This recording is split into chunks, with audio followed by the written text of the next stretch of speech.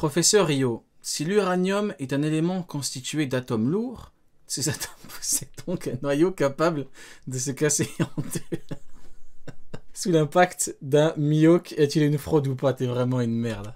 Composant principal du Soleil et de la plupart des étoiles. Mais vous êtes-vous jamais demandé J'ai vraiment cru au début, hein. J'allais te faire une thèse carrément. comment les Après, étoiles je peux te faire une thèse sur Mihawk, hein. Je peux faire les deux, hein. Multitâche. peuvent briller sans cesse? Eh bien, cette énergie naturelle est produite par ce fameux hydrogène qui passe par un processus très important, la fusion.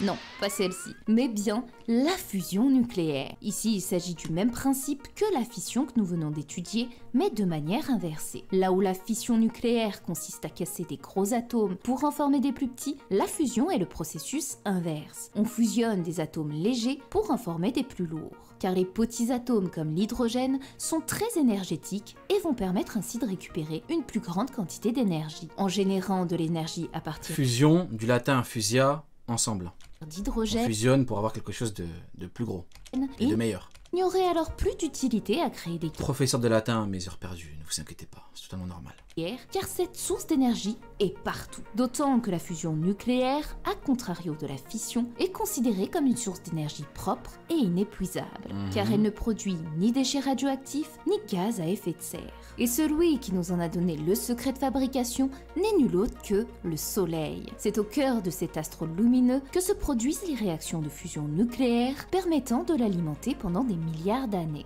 En clair, la fusion S'il te plaît, fais une dédicace à Ernest Rutherford, c'est lui qui a réalisé la première fusion nucléaire. Non, je l'emmerde.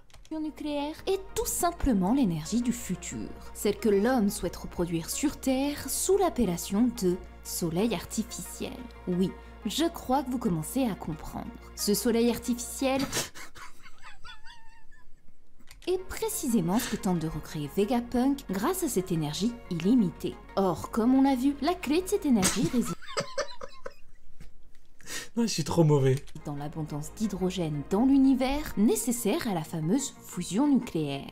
Maintenant que nous avons trouvé l'élément manquant, comment allons-nous parvenir à créer un soleil artificiel sur notre planète et dans One Piece? Recréer un soleil ne signifie pas à proprement parler recréer un vrai soleil, mais plutôt un réacteur à fusion. Oui, c'est une image. Reproduisant métaphorique, les bien réactions évidemment. qui ont lieu au cœur des étoiles. Plus précisément, la conversion de l'hydrogène en hélium, libérant ainsi l'énergie folle qui fait briller les étoiles. Ce processus implique des conditions extrêmes. On parle quand même de recréer l'énergie d'une étoile. Et pour réussir cet exploit, Tout ça pour dire que Mihawk et l'Evelyonko, c'est ça. Oh là là, vous êtes vraiment...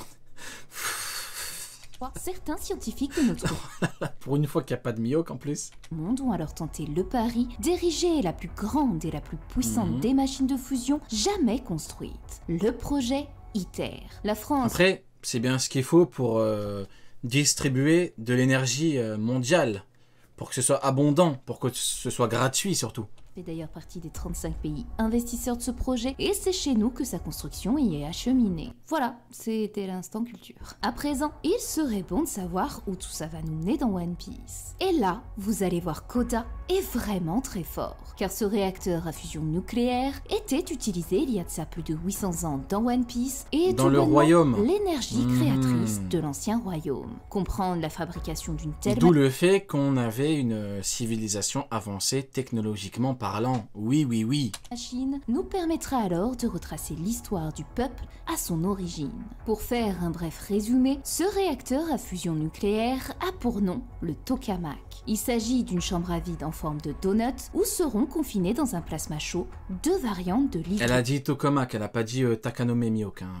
Faut suivre un peu. l'hydrogène. D'un côté le deutérium et de l'autre le tritium. Malheureusement, si le deutérium est trouvable naturellement et en abondance dans l'eau de mer, le n'est tritium pas le cas. lui, n'existe qu'en infime quantité sur Terre. La solution serait alors de le remplacer par un combustible alternatif, l'hélium 3. Et ça tombe bien, car ce tant désiré hélium 3 se trouve en abondance absolue sur la Lune. Vous comprenez Tiens, la Lune. D'où l'importance de la mini-aventure de Ener. alors que pour les scientifiques terriens et D'ailleurs, la machine dont elle parle vient de la mini-aventure d'Ener. Tout est lié, les gars. Tout est lié. Oda va chier sur l'horrible mid. Tout est lié, les gars. Tout est lié.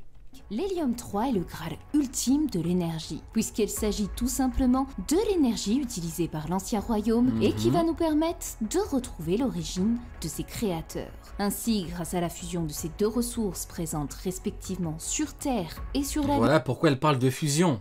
Lune, un noyau d'hélium émergera et libérera L'hélium 4. Qu'est-ce que vous avez dit? Tout est lié, mais beaucoup ne veulent pas écouter. On vous dit fusion. absolument incroyable. Le soleil Il y artificiel a des gens, tu leur dis fusion. Eux, ils se limitent à la fusion dans Dragon Ball. C'est ça votre problème. Vous êtes là, vous pétez un câble. Ouais, pourquoi Oda commence à chier sur Mid? C'est comme ça, les gars. Arrêtez de trembler, hein. Vegapunk peut ainsi voir le jour grâce à une ressource présente sur l'astre lunaire. C'est la raison pour laquelle nos scientifiques ont appelé cette quête de l'hélium 3 à la conquête de l'espace. Et là, je sens que vous commencez vraiment à comprendre où je veux Ener à la conquête de l'espace. D'après la peinture murale, un peuple ailé aurait habité la Lune autrefois. en venir et l'importance des théories des nerfs. Oui, c'est bien vers la cité millénaire Bilka qu'on va se diriger, puisque l'hélium 3 s'accumule depuis des milliards d'années à la surface de la Lune. Et ce, grâce au vent solaire créé par la fusion de l'hydrogène au centre du Soleil. Et c'est ce D'où les pirates de l'espace, avec Ener. Tout est là, hein. Encore une fois, Ener est parti là-bas. Est-ce qu'il y avait que de l'hélium 3? Eh non, il y avait des pirates de l'espace. Pirates de l'espace qui combattent. Tout est là, les amis, tout est lié. Tout est lié. de carburant qui est capable de reproduire l'énergie D'où les pirates avec les pioches. Ils ramassent les pierres de lune. avec laquelle nous pourrions créer un soleil Oda va chier sur Mid. artificiel. Or, Oda nous avait pourtant donné Regardez-le dans les yeux. Dites-moi que cet homme ne va pas chier sur Mid. Regardez-le dans les yeux. Regardez-le. Vous pouvez pas me le dire, c'est pas possible. plusieurs indices pour étayer cette théorie, puisque l'hélium est le gaz que nous utilisons dans les ballons. Ces mêmes ballons qui ont permis aux Spacey de rejoindre la Lune et aux habitants de Bilka de descendre sur Terre. Ce peuple lunaire avait donc l'élément manquant à la Terre pour créer un réacteur à fusion nucléaire. Cependant, même si la Lune regorge d'hélium, ce n'est pas le seul élément qui permettait de produire l'énergie infinie. Souvenez-vous, il y avait d'autres facteurs à prendre en compte, et plus précisément le deutérium, trouvable dans les eaux de mer. Si sur la Terre on le trouve en abondance, ce n'est pas le cas pour la Lune. Du moins, pour notre Lune à nous. Car pour Ener, Uperiard ne représentait qu'un ridicule morceau de Wurt, contrairement à Bilka. Or, vous n'êtes pas sans savoir que pour que la Lune soit végétalisée, il faut de l'eau. Ce qui signifie Ah ouais les gars, il faut de l'eau. Pour que la Lune soit végétalisée. Il faut de l'eau. Il n'y a pas d'eau là-bas. Il en faut en grande quantité. Enfin merde. ici que le peuple lunaire pouvait tout à fait obtenir l'éléphant manquant, appelé deutérium. Et si Les larmes de Mid. tel est le cas, alors cela expliquerait pourquoi ses habitants ont décidé de quitter Je leur suis sûr qu'avec les larmes de tous les pros Mid réunis, on peut végétaliser toute la Terre. Terre pour rejoindre la planète bleue. Si ces derniers ont épuisé cette Dites-vous, il y a un mec, il m'a dit quoi? Il m'a dit Oda a peur de Mihawk par rapport au niveau qu'il lui a donné.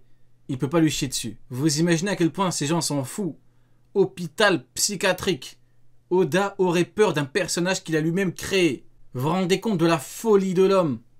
Des gens sont complètement fous. Ils m'ont dit Oda peut pas chier sur Mid. Ça c'est quoi ça? Oda il a dû lire son message de merde. Regardez ce qu'il a fait Oda. Regardez ce qu'il a fait. Oda peut pas chier sur Mid. Oda chie sur le perso qu'il veut. C'est pas l'horrible Mid qui s'est fait arrêter par Crocodile qui va l'empêcher de chier partout, hein. ressources, il est logique qu'ils aient rejoint la En planète. mode, ils ont cru, Oda, il est contrôlé par son stylo. J'arrive à faire Mid qui transpire, le stylo il fait non, il doit se battre avec son stylo. Ils ont cru, Oda, c'est Mio qui se bat avec le Kokoto Yoru. Parce qu'il ne le contrôle pas. Les gars, un peu de sérieux quand même. Terre qui, elle, Parlez un petit peu d'hélium. en regorgeait. Ce qui expliquerait également pourquoi à l'arrivée d'Ener, il n'a pas fait face à une terre luxuriante, mais bien à un désert de cratères. Oda aurait alors tenu compte de certaines théories scientifiques attestant que la Lune pouvait Comme la théorie de... Ah, j'ai un trou de mémoire. Les 10 grammes ou 100 grammes. J'ai un trou de mémoire. Dans le chat, rappelez-vous, pour moi, la théorie de l'autre fou, là. Il a tué quelqu'un, il a fait une étude au nom de la science. Il a tué quelqu'un. Le mec, il a perdu 21 grammes de sang. À cause, du coup, du cause du sang qui a coulé. Il a pesé le mec post-mortem. Et il a dit, ah, l'âme pèse 21 grammes. Regardez à quel point tout est lié. 21 grammes, COP 21. Tout est lié. Oda va chier sur Mid. contenir de l'eau en abondance par le passé, comme il l'a fait avec la théorie de l'âme pesant 21 grammes. Reste à... Ah, bah voilà, le HDO. Et voilà. Je me disais bien, quelque chose dans ma tête me disait théorie des grammes, le fou qui a tué quelqu'un. Rappelle-toi, et hop, présent à prouver que cette race lunaire elle en parle. avec la théorie de l'âme pesant 21 grammes. Je me disais bien, c'était bizarre. Reste à présent à prouver que cette race lunaire détenait bien une machine capable de créer un soleil artificiel. Une fois encore, c'est avec les fresques découvertes par Enner que nous allons avoir notre réponse. Il suffit à présent de comparer cette image au réacteur à fusion pour s'apercevoir qu'ils ont tous deux la même forme, et que cette immense sphère contenant les Spacey n'était autre qu'une machine à Tout à fait, même forme. On peut voir, tout est là. fusion. Quant au soleil artificiel que tente par tous les moyens de recréer Vegapunk, il s'agit du cercle au-dessus du Spacey. C'est bel et bien cette énergie qui permettait aux automates d'être alimentés, et c'est pourquoi lorsque les trois anges ont quitté leur terre, les Spacey sont restés sans vie jusqu'à l'arrivée d'Enner. Avec son fruit du démon capable de générer de l'électricité, celui qui se faisait appeler Dieu est parvenu à réveiller cette cité antique marquée par l'ampoule allumée en arrière-plan. Eureka! Le rêve incessant de Vegapunk à chercher l'énergie de l'ancien royaume ne trouvait pas ses origines sur Terre, mais bien sur la Lune. Ce qui signifie tout simplement que lorsque ce peuple est descendu sur la planète bleue, il y a amené ses connaissances et cette énergie. C'est pourquoi le peuple de l'ancien royaume n'est ni plus ni moins que le peuple lunaire. Ces créateurs des Spacey sont alors également ceux à l'origine du robot mécanique que Vegapunk a trouvé, et qui est doté de la même énergie créée il y a des siècles de cela sur la Lune. Alors, votre avis? Pour l'instant, de ce que je vois, tout est lié. Hein. Bon, je vais arrêter de dire qu'Oda va chier sur Mid, mais hormis le côté Mid, tout est lié. Hein. Oda a peur de Mihawk. Incroyable. Mais c'est plutôt pas mal. Hein. Mais bien plus grand encore, si nous nous replongeons dans mes toutes premières théories d'Enner, je vous disais que les trois anges sur la Lune étaient les trois races célestes dans One Piece, les Shandia, Pilcan et Skypéen. C'est d'ailleurs dans l'automonde Nefertari où était caché le poneglyphe de Pluton. C'est le peuple Wakanda théorisé par Maître Gims.